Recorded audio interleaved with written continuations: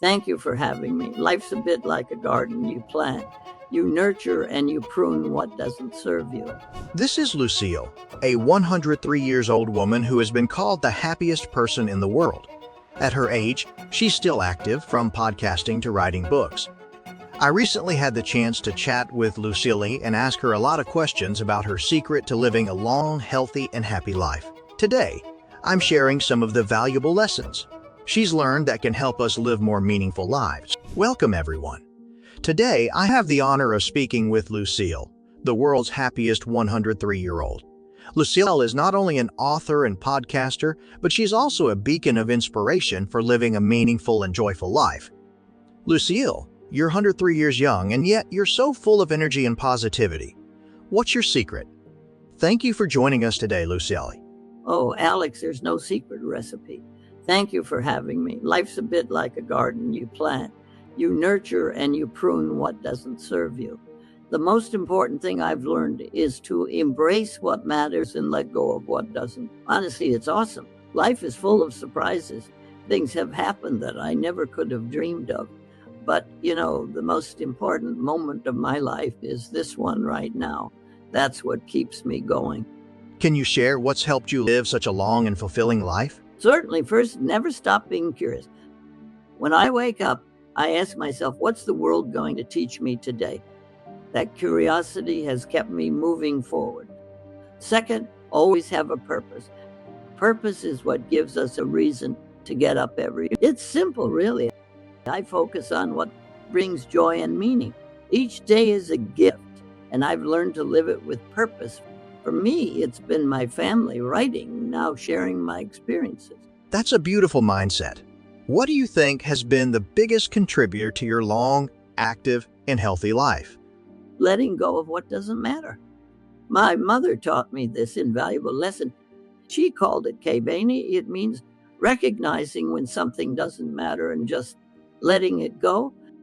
You can either hold on to things and let them weigh you down, or take them in your hand, look at them, and then let them drop.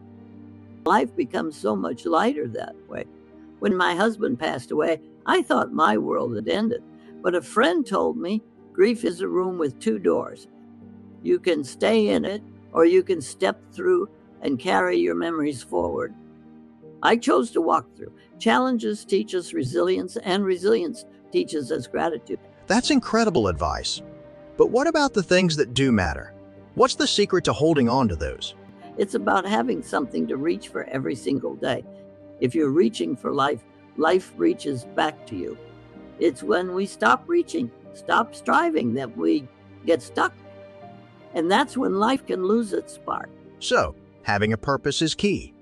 But what about the challenges of modern life? Many people in their 20s, for instance, seem so stressed and unhappy. Why do you think that is? Oh, I feel for them.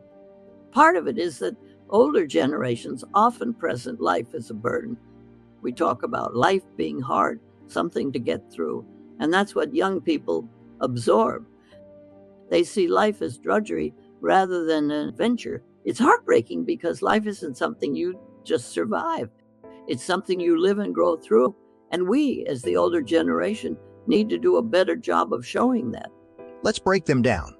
What does resilience mean to you? It's about bouncing back. Life will knock you down, but you have to find the strength to stand up again. Think of challenges as opportunities to grow. And purpose. Purpose is the reason to get out of bed in the morning. It doesn't have to be grand. Even small acts can bring meaning. Do what makes your heart sing. How about connection? Connection is recognizing that we're all in this together. Build relationships, share your dreams, and be there for others. Community is everything. Lastly, gratitude. Gratitude transforms how you see the world. Focus on what you have, not what you lack. Even in the darkest times, there's always something to be thankful for. That's so true. But what's your advice to those who feel stuck in the grind, especially in jobs that don't fulfill them? That's where my fives come in.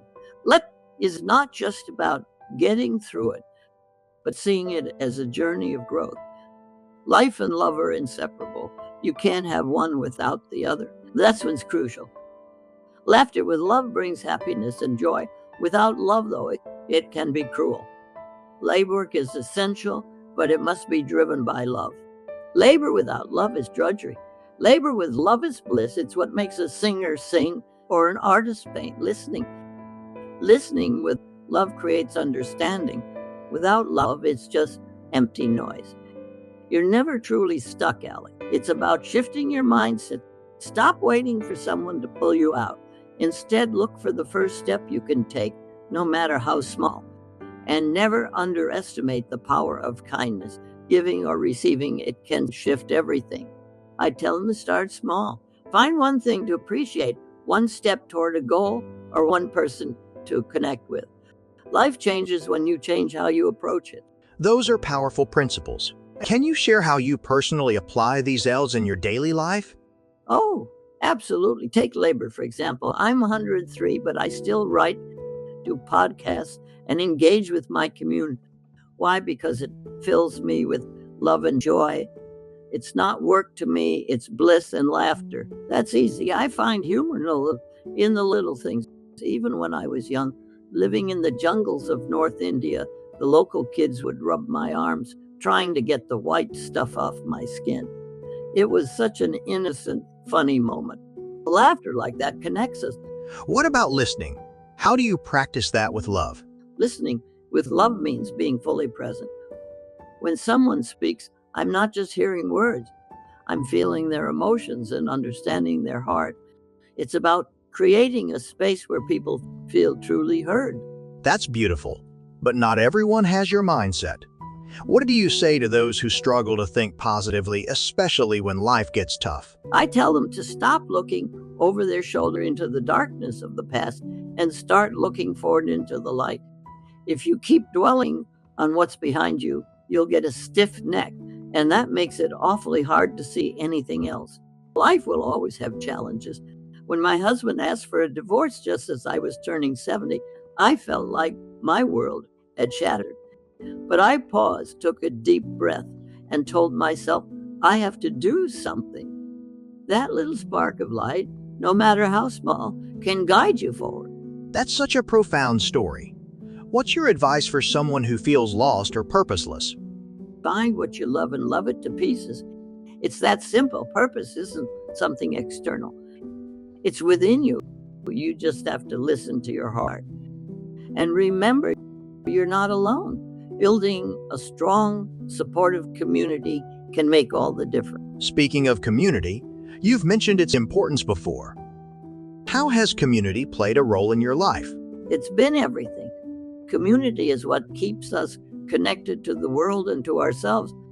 Over the years, I've been part of so many different communities.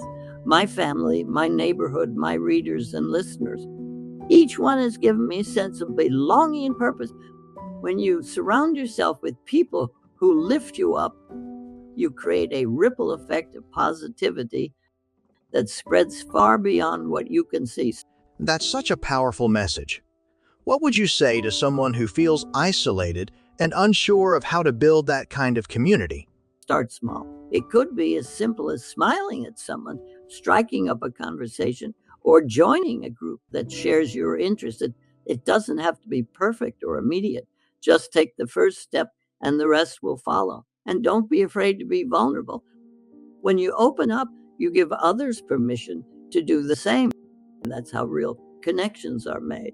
Vulnerability can be hard for a lot of people. How do you stay so open and positive, even after facing challenges like divorce or the loss of loved ones? It's not always easy, but I remind myself that every challenge is a part of life's story. When something painful happens, I give myself permission to grieve. But I also look for the lesson in it. Pain has a way of teaching us things that joy. And once you've learned the lesson, you can use it to help others. That's where the real healing happens. That's such a beautiful perspective. Before we wrap up, is there one final piece of advice you'd like to leave with our audience? Absolutely. Never stop being curious. Curiosity keeps you young at heart. Whether it's learning a new skill, exploring a new place, or simply asking questions, curiosity keeps life exciting. Remember, the world is full of wonders, and it's never too late to discover them. Every day is a gift, and it's up to you to unwrap it with joy and gratitude. Thank you so much, Lucille. Your wisdom and positivity are truly inspiring. It's been an honor to have this conversation with you. Thank you, Alex. The honor is mine. I hope everyone listening feels encouraged to embrace life fully and live it with love and laughter. Thank you, everyone, for joining us today. Until next time, keep striving, keep loving, and keep living your best life. Take care